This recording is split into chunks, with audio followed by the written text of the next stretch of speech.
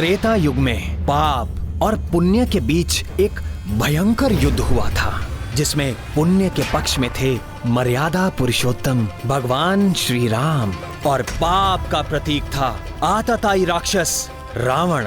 मेघनाद ने ब्रह्मास्त्र का आह्वान कर दिया। ब्रह्मास्त्र के प्रभाव से तत्क्षण ही समस्त 64 करोड़ वानर सेना युद्ध भूमि में मरणासन होकर गिर पड़ी। शेषावतार श्री लक्ष्मण सहित परात्पर ब्रह्मा के अवतार प्रभु रघुनंदन श्री राम भी। तब जामन जी के स्मरण करने पर हनुमान अंतिम आशा के रूप में प्रकट हुए।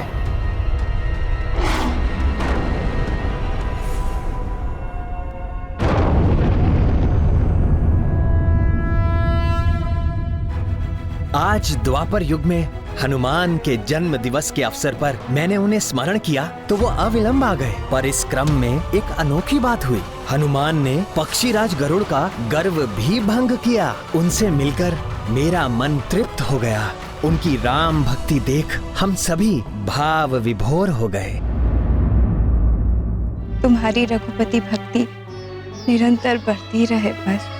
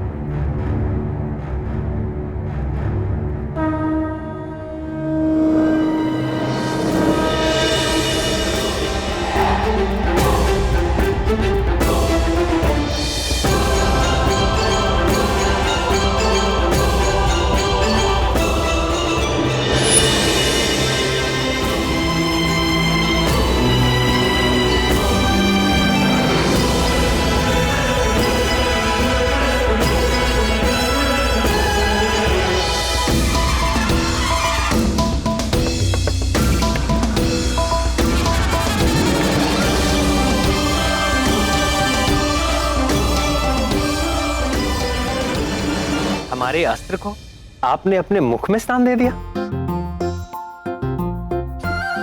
ये मित्रता कब हुई प्रिय हनुमान? इनसे वाद विवाद करने में आपको प्रतीक्षा करनी पड़ती प्रभु, इसलिए मैंने सोचा अपने मुख में ही स्थान दे दूं।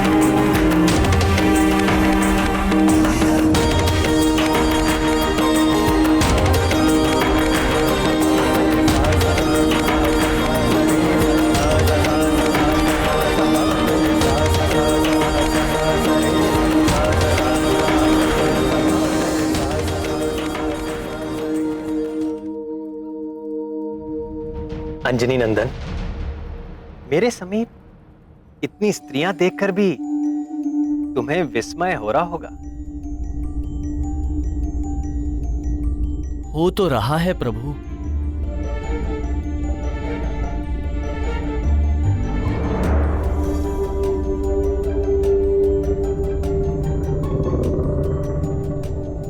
कौन हैं ये माताएं?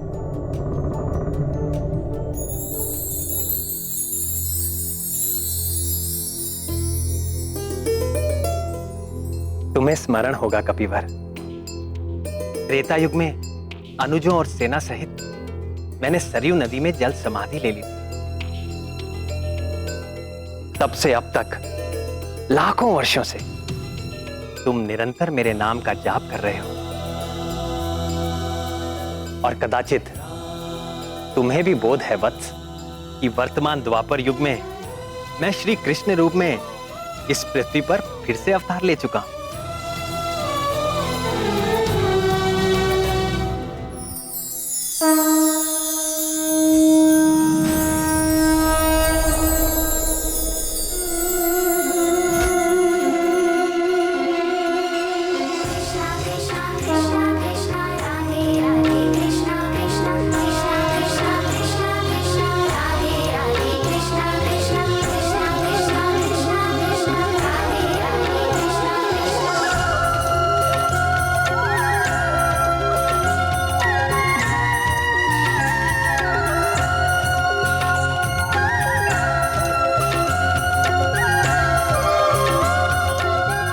और कदाचित तुम्हें यह भी ज्ञात होगा कि इस अवतार में मैं 16 सहस्र 108 रानियों का स्वामी हूं।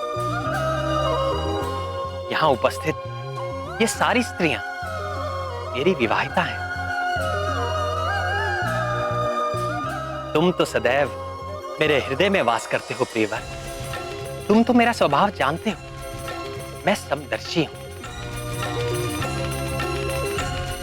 सबके साथ समान भाव रखता हूं। केवल तुम जैसे भक्तों पर मेरी विशेष कृपा रहती है। मैं तुमसे बहुत प्रसन्न हूं हनुमान। मांगो, वर मांगो। नाथ, यदि आप मुझसे सचमुच प्रसन्न हैं, तो मेरे हृदय में सदैव बसने वाले सीतापति धनुष बाणी प्रभु श्री राम के रूप में मुझे पूर्ण दर्शन दीजिए।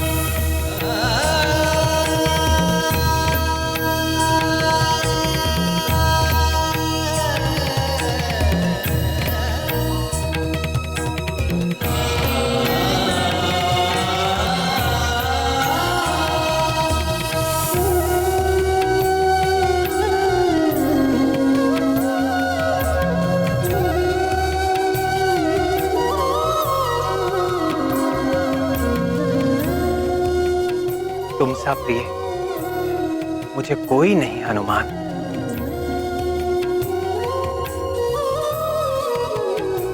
मैं सदैव तुम्हारा ऋणी रहूंगा।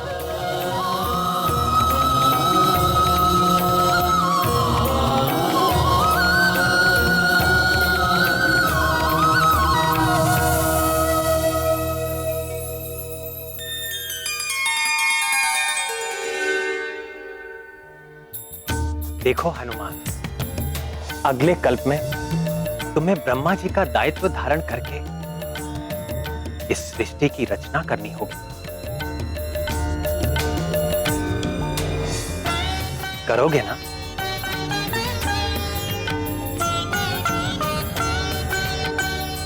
जैसी प्रभु की आज्ञा।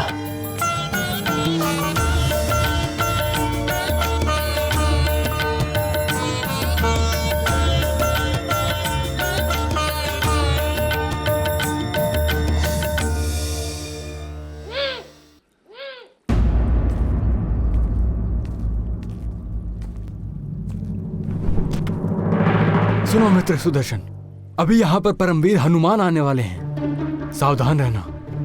भूलकर भी उनसे उलझना मत, नहीं तो। शिराज, वो तो आकर चले भी गए। आकर चले गए? बल ही नहीं, गति में भी वो मुझसे बढ़कर है, और मारक क्षमता में मुझसे भी बढ़कर। मित्र वैनते, मैं क्षमा चाहता हूँ। आज मैंने व्यर्थ ही आपके आगे अहंकार किया। नहीं नहीं अस्त्र शिरोमणि, भूल मेरी थी, क्षमा तो मुझे मांगनी चाहिए।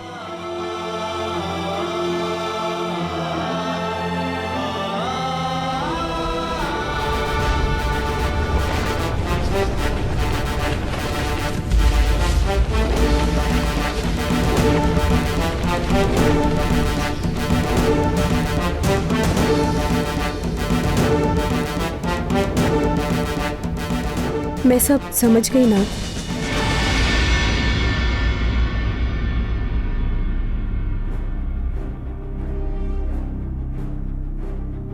क्या समझ गई प्रिय? यही कि आपने ये सारी लीला मेरा गर्व भंग करने के लिए खेली। रानी सत्यभामा, आपके साथ अस्त्र शिरोमणि सुदर्शन का भी गर्व भंग हो गया है, और पक्षीराज गरुड़ का भी।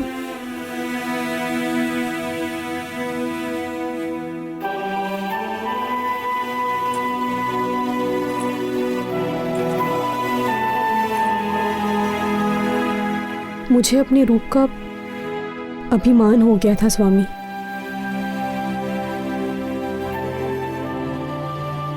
मैं ये भी भूल बैठी कि आप कभी किसी पर आसक्त नहीं होते, मात्र लीला करते हैं।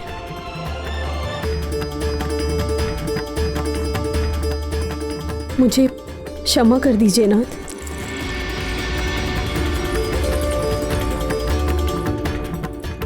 जहां अहंकार होता है वहां प्रेम नहीं रहता। अहम के जाते ही भक्त और भगवान में कोई भेद नहीं रह जाता।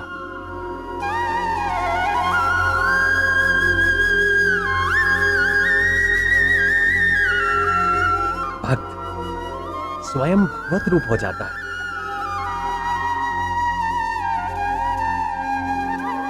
ये है प्रेम की शक्ति। जानती हो सबसे बड़ा प्रेमी कौन है?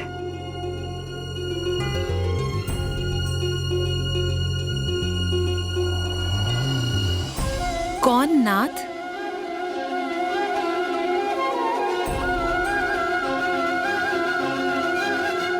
पवन पुत्र हनुमान।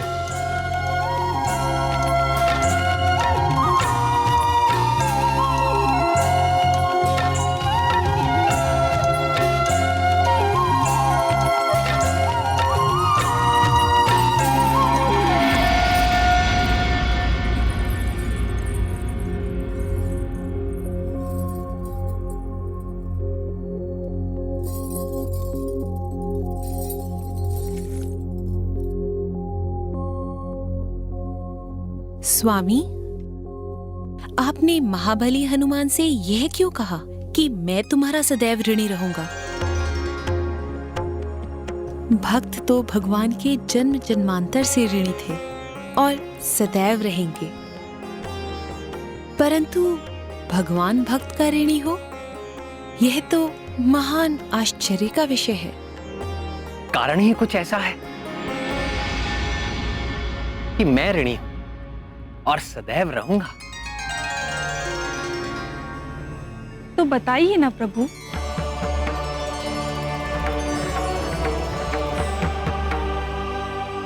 बताऊं? जी बताइए। तो सुनो। सूर्योदय के पूर्व द्रोण पर्वत से औषधियां लाना अति दुष्कर ही नहीं, असंभव। इस असंभव कार्य को करने का संकल्प हनुमान ने ले लिया। किसने? हनुमान ज्ञान गुण सागर जय कपीसति लोक उजागर, ज्ञान गुण सागर जय कपीसति लोक उजागर। वीर हनुमान ने मेरे प्राणों की रक्षा की थी।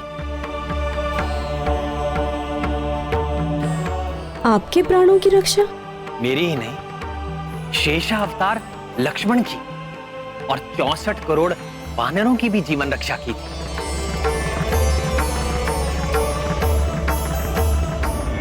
ये लंका युद्ध की बात। हमारी सेना के अद्भुत पराक्रम से राक्षस सेना त्राही त्राही करने लगी, तो रावण ने अपने मायावी पुत्र मेघनाथ को युद्ध भूमि में भेजा। ये मेघनाथ बड़ा ही कुशल योद्धा था। उसने ब्रह्मास्त्र का प्रयोग करके हमारी संपूर्ण सेना को मरणासन कर दिया। मैं अर्थात दशरथ नंदन राम, शेषा अवतार लक्ष्मण और वानर राज सुग्रीव सहित सारे योद्धा सबके सब मूर्छित होकर मृत्यु के मुख में जाने लगे। तब बुद्धिमान जामवान ने संकट मोचन हनुमान को बुलाया।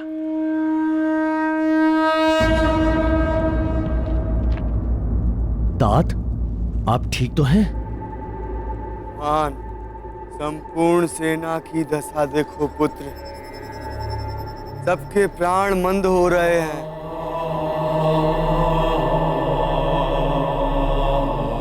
हाँ तात, सूर्य की प्रथम किरणों के साथ ही ये सभी सैनिकों के प्राण पखेरु हो जाए। अब केवल तुम ही हम सब की प्राण रक्षा कर सकते हो हनुमान। किसी दूसरे में ये योग्यता नहीं है। श्री राम भी इस घड़ी में तुम्हारे पराक्रम के आश्रय हैं। और मेरा पराक्रम मेरे प्रभु श्री राम के आश्रय।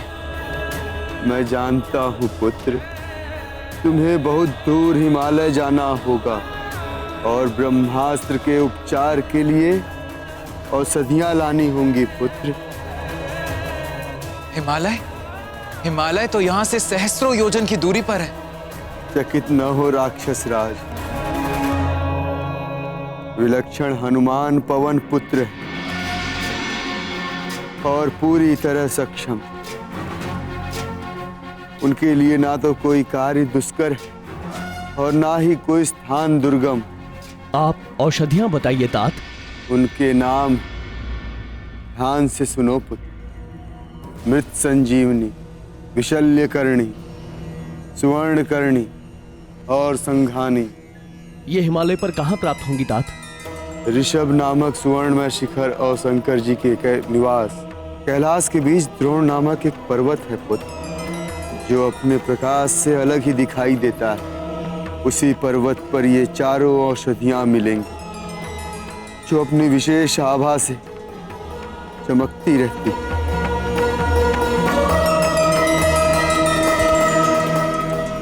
मुझे आज्ञा दीजिए तात। सफल होकर लौटो पुत्र। ध्यान रहे, सूर्योदय के पूर्व ही मैं अभी औषधियां लेकर आपके सामने उपस्थित होता हूं। जय श्री राम।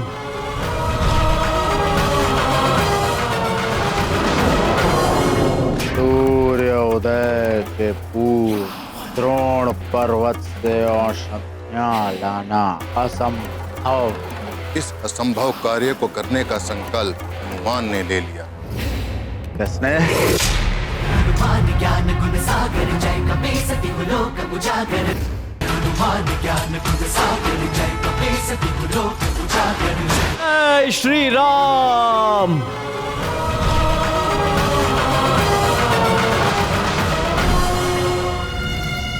सूर्योदय के पूर्व द्रोण पर्वत से औषधियां लाना अति दुष्कर ही नहीं, असंभव है। वानर सेना के सारे योद्धा मेघनाद के ब्रह्मास्त्र से आहत होकर मरणासन पड़े हुए हैं।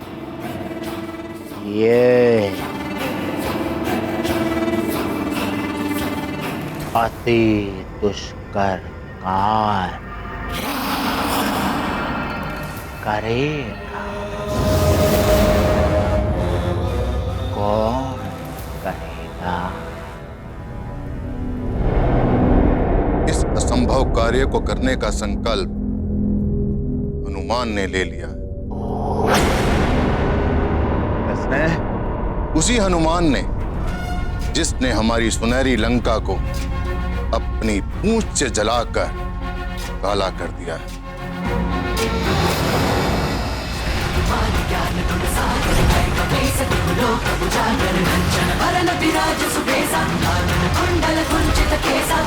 वज्र और ध्वजा विराजे, कांधे मूंज जनेऊ साजे। जय हनुमान ज्ञान गुण सागर।